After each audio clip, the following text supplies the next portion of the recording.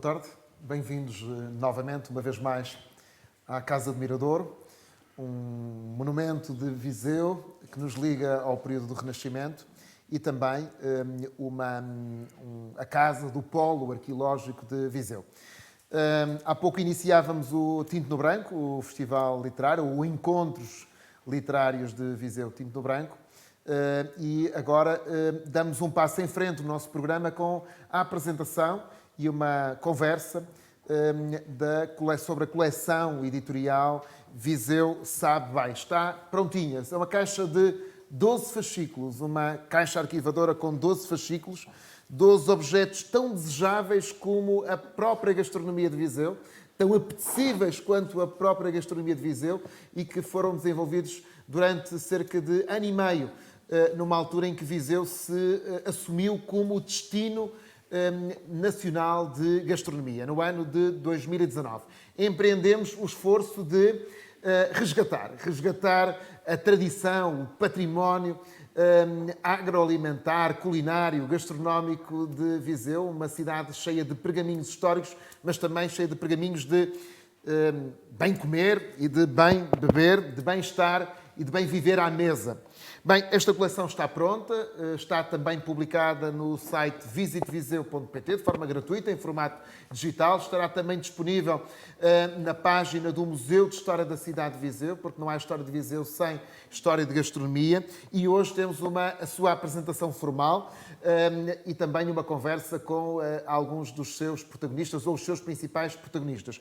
É uma coleção dirigida e escrita pelo historiador, etnógrafo Alberto Correia, antropólogo também, antigo diretor do Museu Grão Vasco, é um homem bigger than life, tem várias vidas dentro de si e que não apenas dirigiu, como escreveu, é o redator desta viagem em livro pela mesa de Viseu, pela gastronomia de Viseu. E, portanto, Alberto Correia é um dos nossos convidados nesta conversa. Juntamos também o historiador Luís Fernandes, alguém que tem dedicado grande parte da sua vida à investigação sobre a cidade, a história moderna de Viseu e também à história da Feira de São Mateus, da menina dos olhos dos eventos de Viseu, que também se junta a esta conversa. E não poderia faltar também a esta conversa aquele que é um dos grandes intérpretes, um dos grandes reintérpretes da história e do património e da tradição beirã de bem comer e de bem cozinhar, neste caso o chefe Diogo Rocha, chefe do Mesa de Lemos e também o nosso embaixador de Viseu para a gastronomia, chefe estrelado com a estrela Michelin e a gozar esse estatuto. E, portanto, bem-vindos Luís Fernandes, Alberto Correia e Diogo Rocha. Não temos a companhia hoje, embora nos esteja a observar mesmo daqui da Casa do Mirador, outro pai e outro autor desta coleção, que é José Alfredo. Este livro, no fundo, reparte-se entre texto e fotografias, não vive sem também o lado, a dimensão visual fotográfica deste compêndio, desta coleção, desta coletânea e deste resgate da mesa de Viseu e, portanto, também um bem-aja ao José Alfredo, que nos segue também a partir da Casa do Mirador e sem cujo trabalho, cujo talento, dedicação, por vezes um nadinho obsessivo, este trabalho não teria o brilho, o encantamento, o efeito magnético que tem. E, portanto, a partir de hoje, nos museus de Viseu, esta coletânea está à venda, está também à venda na loja de turismo de Viseu e brevemente chegará às livrarias para que possa ser mais acessível a sua aquisição. Terá um preço absolutamente irresistível na casa dos 10 euros, mas estará disponível gratuitamente em formato online para Urbi et Orbi. Alberto Correia, obrigado antes de mais pela conversa. Perguntava-lhe, fez uma revisitação, a gastronomia de Viseu já lhe era familiar, já lhe era bem conhecida, é um historiador da região e um etnógrafo e um antropólogo da região, portanto, nada disto era novo propriamente para si, mas perguntava-lhe, nesta revisitação, nesta nova viagem, nesta redação que fez desta coleção, o que é que descobriu de novo sobre a gastronomia de Viseu? Ou ainda há coisas para descobrir sobre a gastronomia de Viseu? Eu julgo que um chefe sabia dizer melhor se há coisas a descobrir, porque se iniciaram, enfim, há muito pouco tempo neste percurso, não é? da descoberta do tradicional, portanto, e de inventarem a partir daí, enfim, muita coisa. Claro que eu estou em Viseu há muito tempo e há muito tempo participante, não é, de uma cozinha viziense que tem os seus paradigmas, não é? Simplesmente eu era apenas o cidadão que ia usufruindo, enfim, dessa gastronomia. Claro que ia interiorizando, dada, digamos assim, o meu percurso, sobretudo ligado à etnografia e sobretudo ligado, que é um património sobretudo também de raiz popular, de onde ao fim e ao cabo arranca, portanto, toda uma gastronomia que ao longo do tempo, digamos assim, se diversificou, quer para as classes eruditas, quer para comunidades muito específicas, como por exemplo os mosteiros, onde aí, e sobretudo os mosteiros femininos, a doçaria tradicional, aquela doçaria de enormíssimo requinte, enfim, se vai desenvolver, e depois, quando os mesmos fecham, vai transitar de algum modo para, digamos assim, para a comunidade em geral, havendo, digamos assim, certo tipo ou de instituições ou de personagens que conseguiram, enfim, arrancar a partir enfim, de determinadas raízes que permaneceram e desenvolver, fazendo com que permanecesse aquela qualidade e aquela fidalguia que, ao fim e ao cabo, estava até na raiz da própria doçaria conventual, na medida que as monjas, na sua grande maioria, todas elas eram provenientes das casas fidalgas, habituadas também aos requintes, ao gostoso, a isso tudo, e fazem, de certo modo, transitar para o mosteiro cultivo daquilo que já se praticava nas suas próprias casas. De modo que a minha tomada de consciência desta riqueza vem já de algum tempo, sem que eu tenha escrito praticamente, enfim, nada de significante sobre a gastronomia.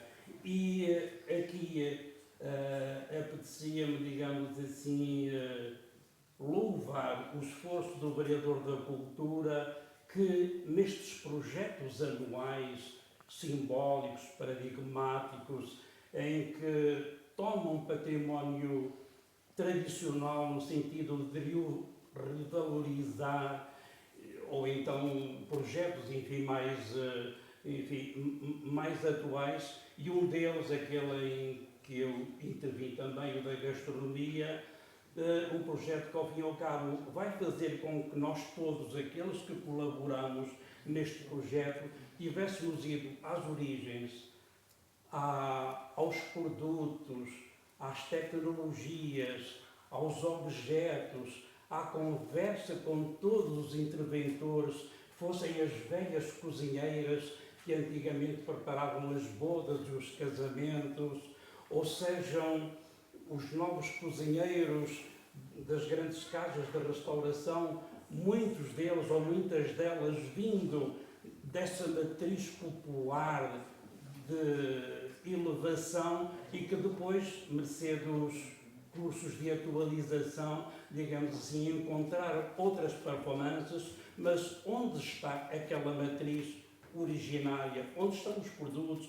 Onde estão as carnes? Onde estão os peixes? Onde estão os temperos? Onde estão os molhos? Enfim, enriquecidos com os novos produtos que, entretanto, se encontraram e obedecendo também aos ditames de uma dietética nova que obriga a não utilizar as velhas veias de porco ou não utilizar, enfim, tanto açúcar numa doçaria.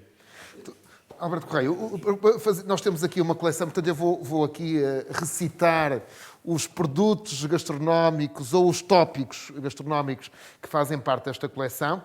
Portanto, a broa de Vilmoinhos, é uma broa muito afamada e de tradição secular aqui do concelho de Viseu, de uma aldeia de Viseu, ali na freguesia de São Salvador. O pão de São Bento, os pastéis de feijão, as castanhas de ovos, os viriatos, esse pastel que encarna o nome do herói mítico da cidade, as enguias da Mortosa na Feira de São Mateus, as farturas da Feira de São Mateus, as tabernas de Viseu, um fascículo, um caderno dedicado às tabernas de Viseu, outro ao rancho à moda de Viseu, o pão de Santos Evos, Dom Seferino, uma espécie de patrono, de figura tutelar, de intérprete moderno no século XX deste legado e desta tradição, e as filhós de mel de Várzea de Calvo. Alberto Correia, o que lhe perguntava era o que é que descobriu de novo que não sabia que está aqui nesta coleção que hoje nós podemos ler? Ou seja, houve algum pormenor, houve algum detalhe, alguma história que não fosse do seu conhecimento quando iniciou este projeto e que de alguma forma tenha constituído uma nova aquisição. Pode-nos contar aqui uma história, um pormenor, um detalhe para de alguma forma aguçar, despertar o apetite dos curiosos? Eu julgo que a valia primeira foi aprofundar aquilo que existia, claro. No entanto, à medida que se navega, e sobretudo em termos deste empreendimento histórico de encontrar no passado as raízes das coisas que chegaram até nós, houve várias coisas novas, e aquela que de certo modo foi mais significativa para mim foi quando eu tive que redigir o livrinho Pão de São Bento. O Pão de São Bento que eu conhecia e acho que nunca tinha comido, apesar de o ver nas montras, nunca me tinha apetecido, digamos assim, ao longo de vários anos que estava em Viseu, embora o tivesse nomeado em roteiros turísticos como existente. Eu, nestes fascículos, procurei não só preocupar-me com o descritivo de uma receita e os produtos e, digamos assim, todo aquele faseamento da sua produção, mas ir um pouco à história dos próprios produtos ou do nascimento de uma determinada receita. Ora, questionando toda uma série de pessoas de Viseu acerca da história do Pão de São Bento, ninguém sabia nada acerca da sua própria história, quando alguns os referiam àquele emblemático sentido cerimonial de ele ser oferecido durante a Páscoa, um pouco como o folar de padrinho a afilhados. No entanto, o nome havia que, ao mesmo tempo, o fazia remeter para algo na própria cidade, que era São Bento, e existir em Viseu um mosteiro de São Bento. Portanto, era natural que pudesse haver alguma ligação. Simplesmente eu, no fascículo que escrevi, apenas deixei como hipótese essa proveniência, não é? Que um dia poderia ou não testar ou não testar. E aconteceu que, entretanto, numa pesquisa que ainda pude fazer facilmente antes da pandemia ter acontecido, uma ida que depois não pôde ter, digamos assim, viagens outras, ao arquivo da Torre do Tombo, onde existe ainda um património residual arquivístico do Mosteiro de São Bento. E na Torre do Tombo eu encontrei um chamado Livro do Forno. O Livro do Forno, que era subscrito por uma das monjas do próprio mosteiro, e onde semanalmente era registado todo o pão que era cozido, quer aquele pão normal para um cotidiano do mosteiro, que ao longo de mais de um século eram cerca de 50 alqueires de trigo cozido para as monjas e as serviçais, mas simultaneamente e sobretudo nos dias festivos era cozido um pão cerimonial e ao longo das muitas festas do mosteiro coziam-se vários tipos de pão cerimonial e nos dias em que São Bento era festejado pelas religiosas de quem era patrono, e isso acontecia 2 vezes no ano, em março e em junho, havia um pão especial que era cozido. A esse pão as monjas chamavam pão de manteiga do nosso patriarca São Bento, o que não era senão o pão de São Bento atual, até porque a receita escrita há 300 anos e depois sempre permanente ao longo dos vários livros do forno do próprio mosteiro, a receita mantém-se praticamente intacta. O trigo, a farinha de trigo, o açúcar, a manteiga, antes banha de vaca ou de porco, hoje outro tipo de manteiga, a canela e um aromatizante que ao tempo era muito comum, a chamada água de flor. Hoje, o velho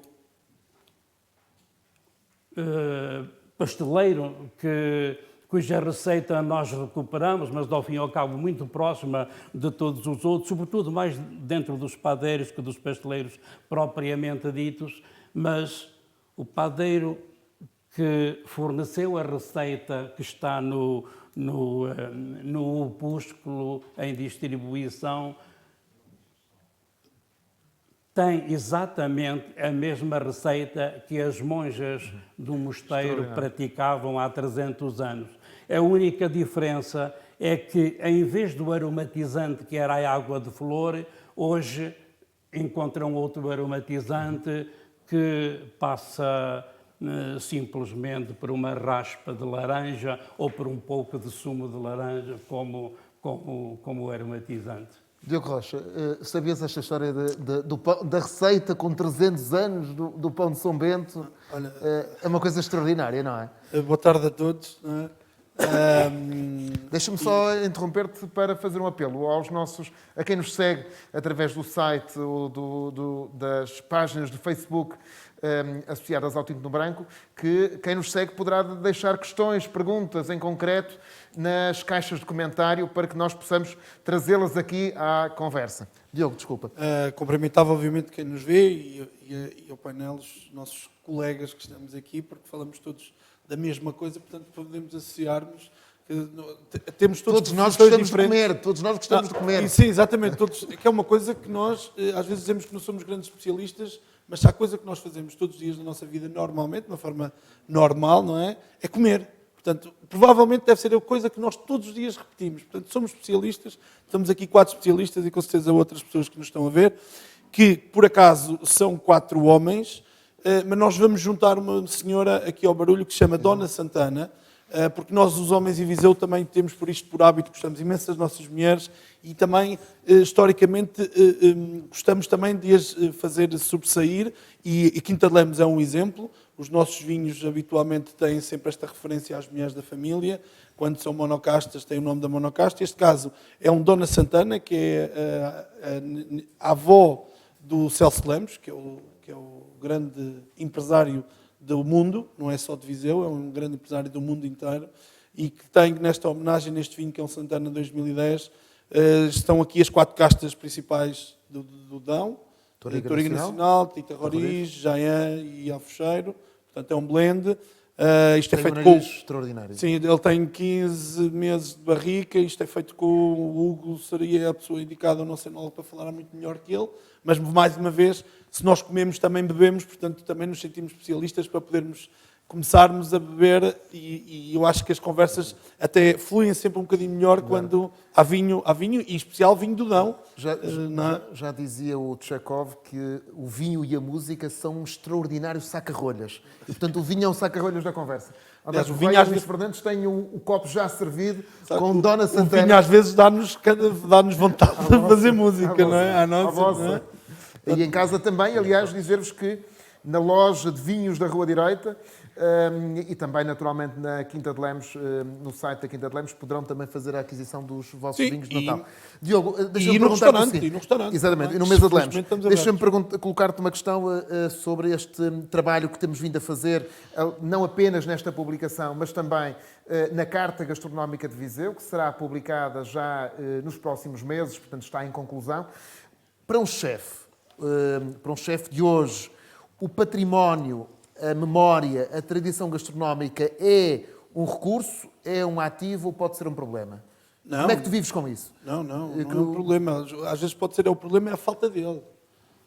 Porque nós queremos, muitas das vezes, ir beber. Eu uso o exemplo e eu ouço com muito agrado as vossas palavras, que são todos os três muito mais historiadores até e leem muito mais sobre isto, e para mim é sempre uma ferramenta boa estar a partilhar com vocês estes momentos, porque eu vou aprendendo sempre mais, porque eu não leio tanto como vocês, como é óbvio, sou um bocadinho mais preguiçoso e sou um bocadinho mais de ouvido, eu e todos os cozinheiros, porque nós gostamos de cozinhar, nós não somos pessoas que gostam de investigar, quer dizer, de uma forma geral, é uma classe que gosta é que a papinha esteja feita a este nível, para nós depois podermos fazer então a outra.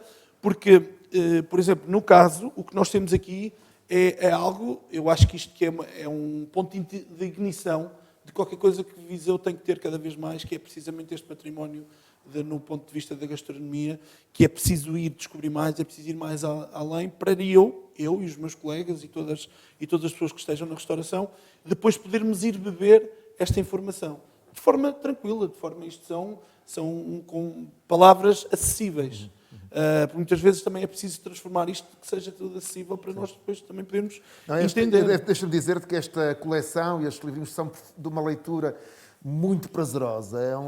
Lê-se e que tu o autor, facilmente... Alberto Correia tem uma escrita com graciosidade, com leveza. Portanto, é uma viagem pela história, mas também com detalhes dados pelos informadores ou pelos contribuintes que foram ouvidos. Aliás, esse é um trabalho notável desta coleção e da Carta Gastronómica, é a própria capacidade de recolha. Porque, Diogo, Jorge, desculpa, o que está aí, por exemplo, vou dar o exemplo do viriato. Não é? O viriato, para mim, pode ser sempre uma inspiração. Eu quero que daqui a 300 anos a receita do viriato seja exatamente igual. Agora, é preciso perceber que há uma natural evolução, tecnicamente as coisas também vão evoluindo, e eu digo sempre, eu não sou um desconstrutor de receitas a uma determinada altura, e há pessoas às vezes que gostam de fazer isso, gostam de pegar numa receita, num rancho à moda de Viseu e desconstruir e fazer de outra maneira. Eu confesso, eu adoro o rancho à moda de Viseu. E o que é que eu faço? Eu tenho a minha memória. A minha memória vai buscar a esses produtos. E depois posso fazer alguma coisa que possa me transportar para o rancho à moda de Viseu. Mas não é todo, para mim, a desconstrução acho que não é uma coisa que faça sentido. E a própria evolução das coisas vai mostrando isso. Porque não fica um viriato desconstruído, não é história. Não é? O viriato é. Mas alguém que se inspire nessa história do viriato e que construa outras coisas, que não seja uma desconstrução, até não deixa de ser engraçado. Nós não gostamos de desconstruções, nós gostamos de construções, queremos crescer, não é?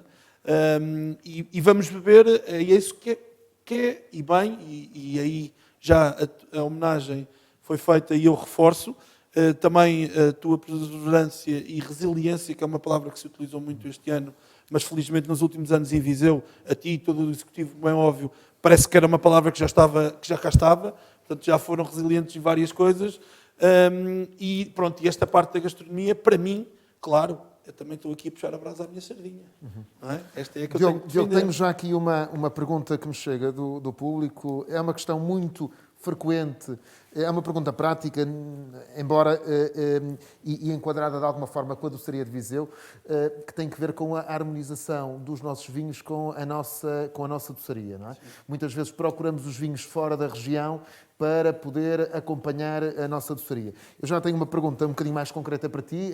Tu, no Mesa de Lemos, tens vindo a fazer um trabalho de resgate, de valorização e de storytelling, por vezes, na nossa gastronomia. Vou-te perguntar o que é que para ti já fizeste coisas com as enguias da Mortosa da Feira de São Mateus, já fizeste também com a Rancho à Moda de Viseu. o que é que para ti é irresistível nesta lista de 12 produtos e responder à pergunta da Ana Guerra, que é de saber que vinhos é que tu sugeririas para harmonizar com a nossa doçaria? Olha, primeiro sobre qual é que era o destaque, eu agora tenho uma expressão nova que diz: eu não sou um bom garfo, eu sou uma boa colher. Portanto, a colher já é uma coisa que se pressupõe que traz muito mais e come-se muito mais, é uma coisa muito mais golosa. Portanto, qualquer um deles, obviamente, e muitos outros, são de facto o meu fascínio. Eu sou cozinheiro, eu adoro comer, portanto gosto de cozinhar. Portanto, eu tenho estas duas coisas: gosto de comer e gosto de cozinhar para os outros. Gosto de proporcionar essa experiência, é essa a minha ação que eu acho que até tenho algum jeito. No entanto, falas na questão da harmonização.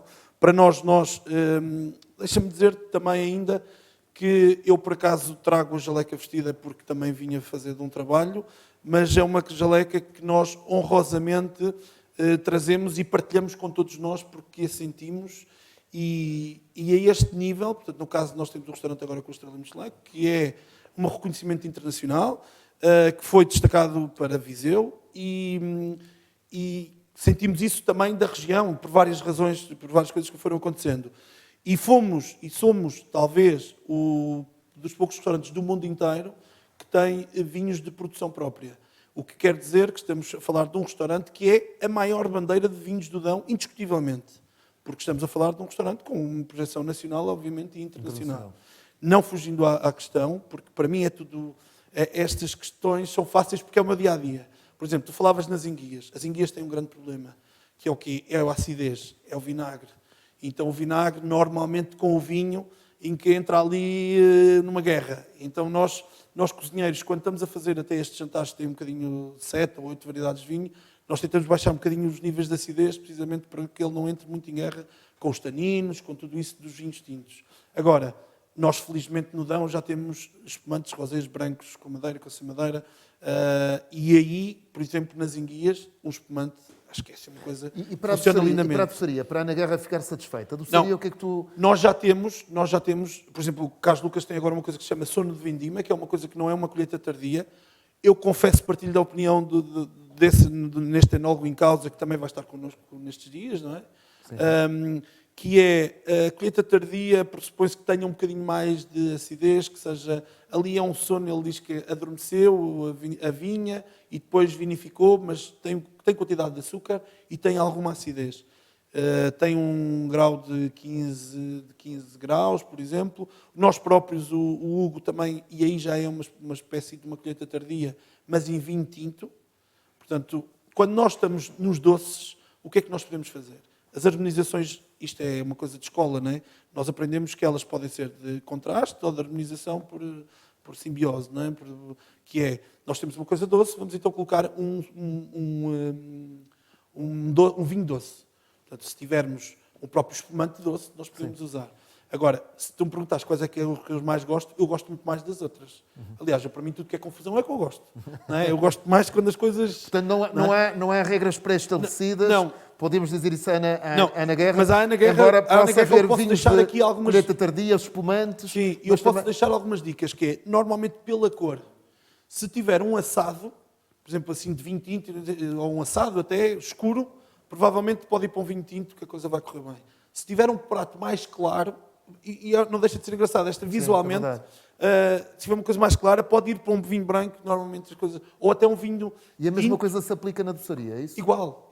E depois, se tu tiveres um doce que seja mais queimado, mais escuro, ele vai ter o quê? Se calhar vai ter mais frutos secos, se calhar vai ter mais tempo de forno, se calhar vai ter mais tostados, e que podes perfeitamente ir até para um vinho tinto por causa da madeira, das próprias especiarias. Muito bem. Ana Guerra já leva aqui uma série de dicas para explorar ainda durante este ano e para o próximo ano.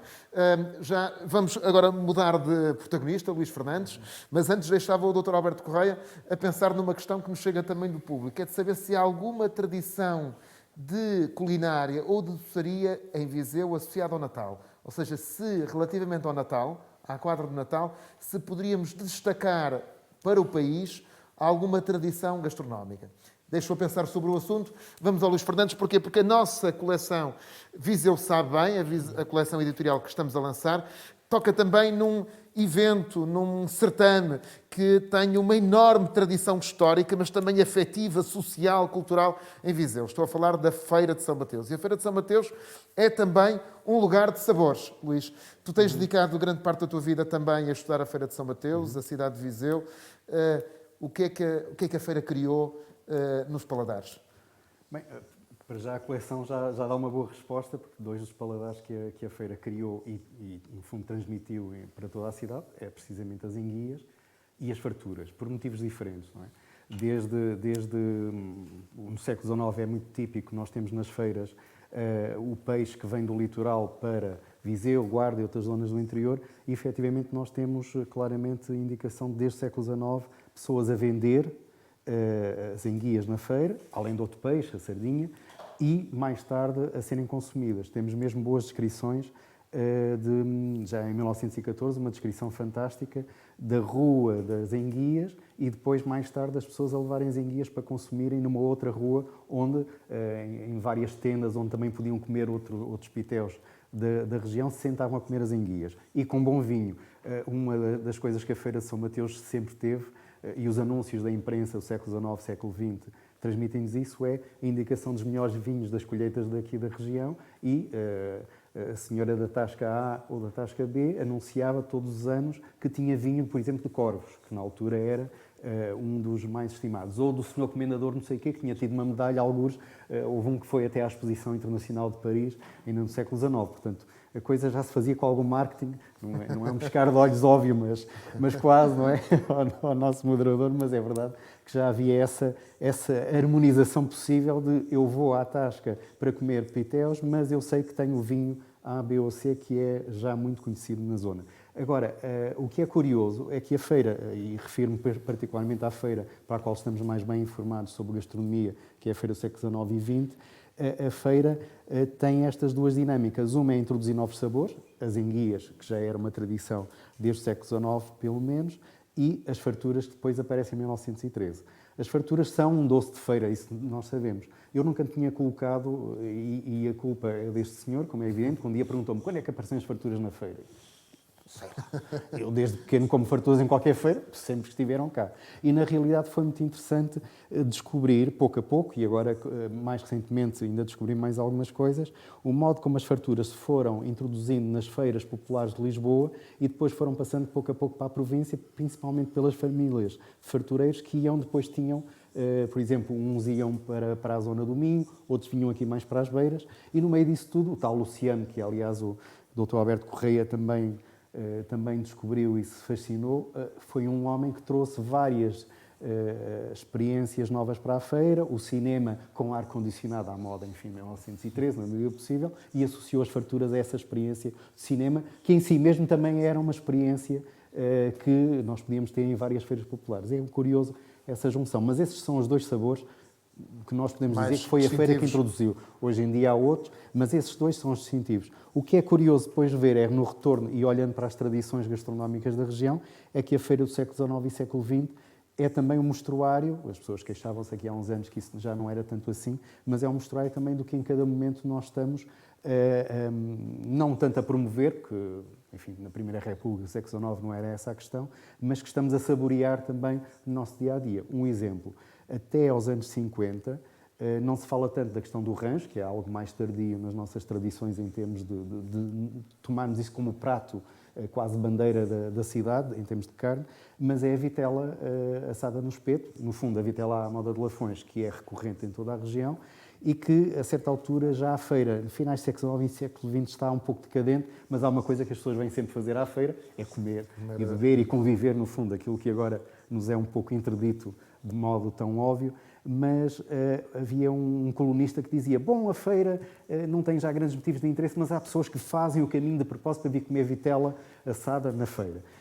Se nós recuarmos um bocadinho, sairmos da feira e formos para a cidade e para o que as emendas da época na cidade nos transmitem, e quando estou a dizer estamos a falar do século XIX para início do século XX, quando ainda não foi assumida tal gastronomia, entre aspas, regional, que é promovida a partir dos anos 20, 30, é muito curioso ver que as emendas de alguns restaurantes, tabernas e até de algumas, enfim, de algumas refeições, banquetes de pessoas conhecidas na cidade, como Luís Ferreira, que foi um monárquico durante muito tempo também presidente da Câmara, a vitela à moda de Lafões é o prato da beira que aparece logo ali, mesmo quando as emendas ainda têm algo de francesismo na mesa das pessoas. E, portanto, é muito curioso ver que esta feira que nós temos, século XIX e XX, vai recorrentemente até meados dos anos 50, sempre com a questão da vitela como um prato rei na feira, vai tendo também outras...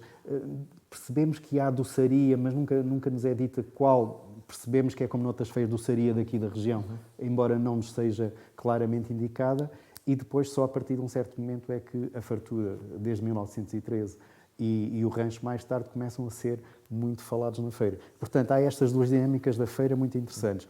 Como um mostruário quase perfeito do que nós comemos na tasca ou em casa, durante portanto, todo o século XIX e boa parte do século XX até meados dos anos 50, mas também as novidades, que é a enguia, desde o século XIX, e depois no século XX a fartura como doce, digamos assim, de 1913. Luís, obrigado. Vou agora dar a palavra ao Alberto Correia para nos revelar então o que é que podíamos sugerir para que, como tópico alimentar de Natal de Viseu, e entretanto deixo o Diogo a pensar sobre duas outras questões. Uma delas lançada pelo público também, que é, pergunta-nos a Cristina Xavier, como manter as tradições vivas, as tradições culinárias. Eu começaria por aqui. Primeiro por conhecê-las, primeiro por investigá-las, registá-las, fixá-las e divulgá-las. E depois por cozinhá-las e fazê-las. Mas também há outras formas. Vou deixar o Diogo a pensar nisso e também em escolher uma taberna de Viseu, ainda atual, que tu recomendasses a quem nos visitasse. Isto porque Alberto Correia faz também um fascículo sobre as tabernas, e eu acrescentaria as tabernas perdidas de Viseu. Era uma cidade de tabernas, e de petiscos, e de buchas, e, portanto, há também um referencial nesta publicação sobre essa memória perdida da cidade. Alberto Correia, o que é que nós podíamos falar sobre Natal e gastronomia em Viseu? Ora, em termos de gastronomia, nós podemos distinguir duas coisas. A gastronomia mais ligada, digamos assim, à culinária, e a outra mais ligada à doçaria, seja ela a doçaria popular, a doçaria tradicional, de raiz popular ou de raiz conventual. É uma pergunta que todos os anos me fazem e eu tenho sempre uma imensa dificuldade em responder, na medida porque não trago nunca novidades novas para acrescentar. E esta pesquisa que eu fiz mais proximamente para a preparação, quer destes fascículos, quer da castra gastronómica, e eu muito gostaria, como os companheiros que trabalharam também neste domínio, de encontrar, digamos assim, essas matrizes que pudéssemos trazer para que todos soubessem que há exatamente uma determinada identidade nestes domínios.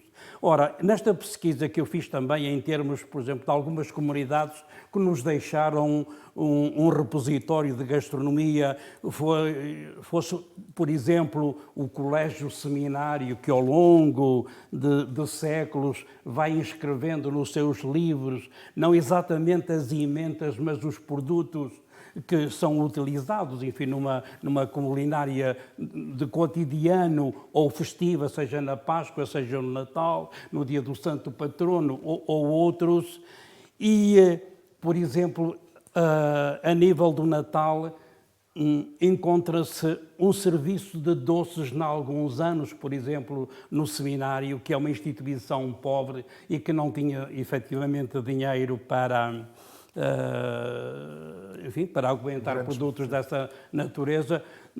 De qualquer modo, encontrei essa matriz de o reitor autorizar a compra de certos doces na altura do Natal, mas diz apenas doces, diz o valor dos doces para os estudantes que não foram de férias, porque pobres, mas de qualquer modo é interessante que há a tradição de haver uma doçaria em termos de Natal. Quanto a digamos assim, é uma aos produtos da cozinha propriamente dito, dos pratos, das receitas, enfim, festivas, enfim, há apenas, em vez da habitual vaca, haver uma vitela ou carneiro nessas circunstâncias. O mesmo aconteceu no Mosteiro de Jesus, que nos deixou também, enfim, uma documentação relativamente rica, mas onde aparecem apenas os produtos que são utilizados semanalmente naqueles pratos que vão ser consumidos ao longo da semana. E no que diz respeito à doçaria, nunca há qualquer nomeação de doces concretos, a não ser o arroz doce, que aparece sobretudo a partir do século XVIII, mas em determinadas datas e que não é o Natal, onde há apenas a indicação, nos últimos anos já do século XIX, de que se fizeram doces para oferta a várias instituições ou mecenas do mosteiro na própria cidade. Digamos assim, na imprensa já do fins do século XIX e depois ao longo do século XX, ou, digamos assim, nas encomendas dos doceiros da pastelaria Santa Rita, que foi criada em 1850, ou na pastelaria Confeitaria Horta, em 1873, quando eles anunciam no jornal, digamos assim, ou oferecem os seus produtos da época de Natal, falam de doces, falam de passas, mas nunca falam de outro tipo de doçaria concreta. Sim. E aquilo que nós hoje, digamos assim, também na pesquisa encontramos, e no nosso cotidiano de experiência feita, encontramos as filhós, encontramos as rabanadas, antigamente designadas fritas, e, digamos assim, nas casas mais senhoris vamos encontrar a letria ou leite creme, ou o creme de água, como por exemplo em Farminhão, ou numa certa redondeza, que é uma espécie de leite creme, mas pobre, que não levando ovos, digamos assim, uma guloseima. Mas que é extraordinário, que é extraordinário. Dr. Alberto Correia, trouxe-me pelo Natal, o ano passado, uma espécie de fruto seco, acho que não é uma espécie, é mesmo um fruto seco, os presuntinhos de Viseu, que são umas peras secas vermelhas que eu conhecia de infância da casa da minha mãe, que se transportou familiarmente e que vinha saber que é uma tradição de Viseu. Vou deixar com uma questão, e já volto a si para fecharmos, de Rui Sá, que diz que gostaria de questionar ao Dr. Alberto Correia quanto à seguinte questão. Durante a recolha, que agora é apresentada nos fascículos, as receitas sempre mantiveram o modo de confecção tradicional ou houve algumas receitas em que as alterações mais recentes prevaleceram? Ou seja, se as receitas foram estáveis ou se conheceram alterações que depois acabaram por prevalecer no tempo.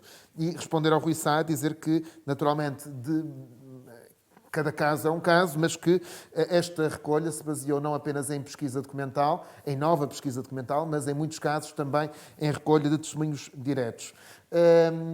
Diogo, a taberna. Deixa-me só pegar. A taberna e pedir também ao Luís que selecione para fecharmos uma iguaria de Viseu, que para um turista, o Luís que tem estudado muito o turismo, a história do turismo em Viseu, uma iguaria que historicamente Viseu sempre tenha promovido, digamos assim, do seu património turístico, não é? Olha, mas sobre isso, pegando só... as receitas muitas vezes têm propriedade de familiares e percebe-se isso, que é a minha família faz o arroz doce de uma determinada maneira e as vossas famílias fazem da outra. O que muitas das vezes pode confundir as pessoas, achar que a minha é mais original que a tua. Isto é sempre uma questão que se coloca de uma forma nacional. Recorrente. Sim, que é natural, mas nós dizemos sempre, quer dizer... DNA, por assim dizer, a espinha dorsal da receita tem que ser minimamente igual e isso é que depois faz o que é, batendo na primeira pergunta que fazias sobre como é que prevalece depois as tradições, é precisamente escrever. Isso é inevitável, que é para depois alguém daqui a 300 anos vai ler aquilo que alguém leu, que escreveu hoje. Não é? Depois, é preciso também consumir, fazer como tu dizias, mas depois consumir. Por exemplo, a pera passa é um dos exemplos. Eu não tenho dúvidas nenhumas, e eu vou dizer, obviamente, isto é um número, estamos a ter uma conversa, eu acredito que 95% das pessoas de Viseu não consumam pera passa. E estou com 5%, acreditem que estou a ser um tipo muito porreiro. Não é? Porque, lá está, às vezes não chega a informação, porque... E tem este nome curioso, Presuntinhos de Viseu, é isso, não é, Dr. Alberto Correia? Presuntinhos de Viseu, não é? Sim. Esta pera passa. Pronto. Portanto, é preciso, felizmente, já temos novamente, até depois é preciso ver operadores também que estejam dispostos a fazer esse produto. Já temos pessoas a fazerem um ótimo trabalho a esse nível. E pronto, isto para responder que, de facto, ok, a tradição é muito bonita, está no papel, vamos cozinhá-la e vamos consumir. E quando digo consumir, somos nós em casa, porque, por exemplo, eu ainda hoje falava sobre salgados, que era uma coisa que antigamente nós todos em casa, toda a gente fazia rissóis, empadas, croquetes, porque era das sobras, era uma coisa que, não é, tu reutilizavas, é uma coisa recente. A minha mãe fazia. Eu sou um tipo novo. Não é? Portanto, é uma coisa recente que hoje não se faz. E se calhar pode-se perder. Daqui a 50 anos, se calhar essas coisas podem-se perder. Não é?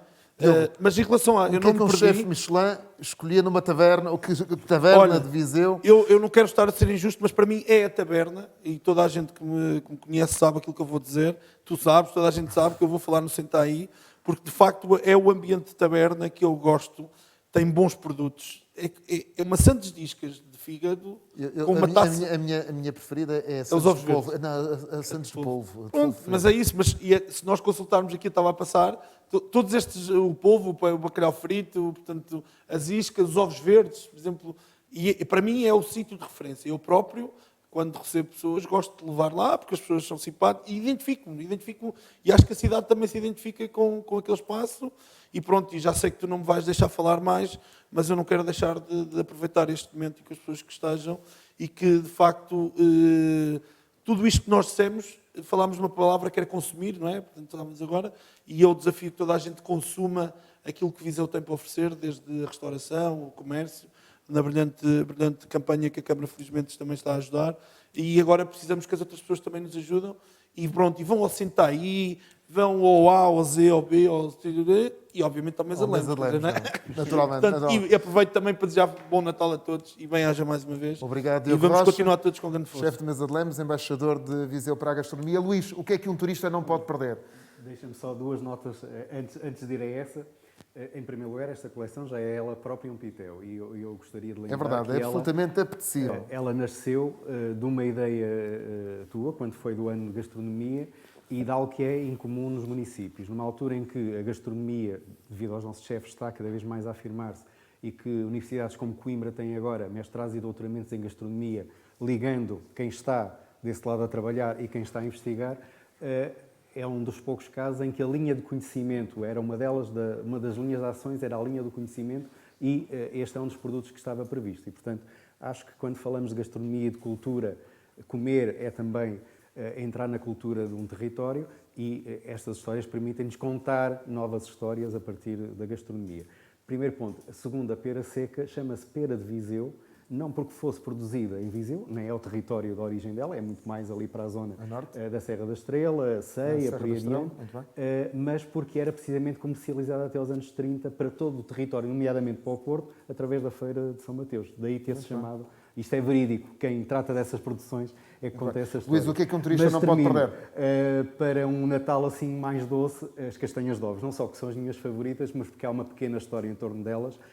A grande história é aquela que conta no livro o Dr. Alberto Correia, conseguiu ir lá às raízes com toda a documentação. Estes livros são também muito bons do ponto de vista da escrita e das fotografias, mas não são pesados, portanto têm peso de investigação, mas não peso de leitura. Mas há uma história que é fabulosa para as castanhas de ovos. É quando o turismo, à moda já do Estado Novo em Portugal, finalmente promovia a gastronomia, com aquelas aspas todas, com a etiqueta gastronomia regional, uma exposição internacional em Paris de 37, tinha o pavilhão de Portugal com várias ideias da altura de um marketeer, mas de regime, vamos António aqui dizer, o António Ferro, que, juntamente com a sua esposa, combinou com a equipa do pavilhão vestirem-se todos à moda de várias regiões, nomeadamente no Minho, mas terem 3 jantares para convidados da exposição, com iguarias portuguesas que vieram de propósito de avião de Portugal para lá para estarem fresquinhas. Uma delas, em termos de doçaria, era precisamente as castanhas de Viseu. Foi o único produto de Viseu que chegou lá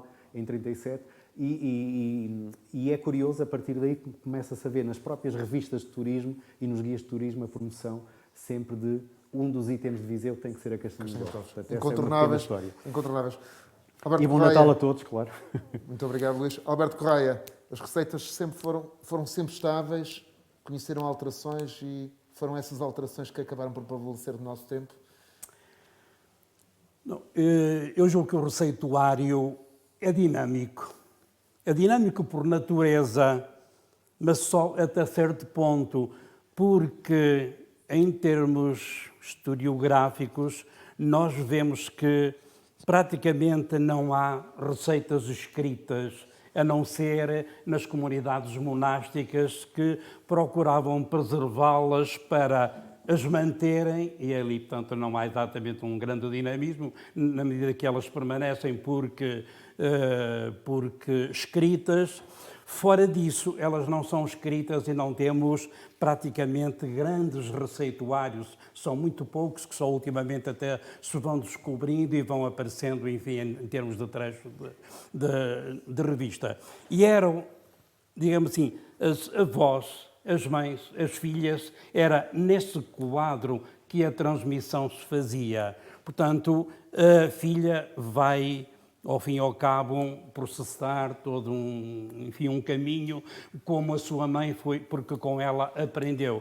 Simplesmente aconteceu que em determinada altura também aparecem produtos novos, ou ela própria, porque inventiva, conseguiu encontrar ou um tempo diferente, ou um paladar diferente e acrescentar algo disso que é imaterial, disso que é o segredo à própria receita. Portanto, eu diria que há um determinado dinamismo e sobretudo de acordo com, e há bocadinho falamos, quando eu próprio falei na receita do pão de São Bento, que se mantém exatamente há 300 anos na sua substância, e a única virtualidade que a diferencia é apenas uma coisa muito simples, uma gordura, sei lá, menos calórica atual do que a antiga, e apenas um aromatizante, porque o aromatizante tradicional,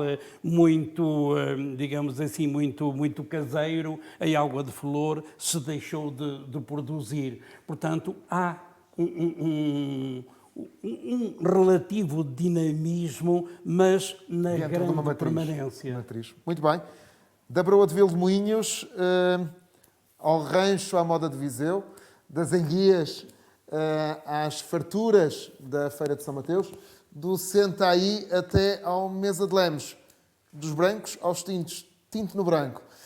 Continua connosco porque Viseu sabe bem. Obrigado a todos, obrigado Diogo Rocha, obrigado Luís Fernandes, obrigado Alberto Correia e obrigado de coração ao José Alfredo, nosso fotógrafo desta coleção imperdível, de um sabor absolutamente irresistível. Obrigado.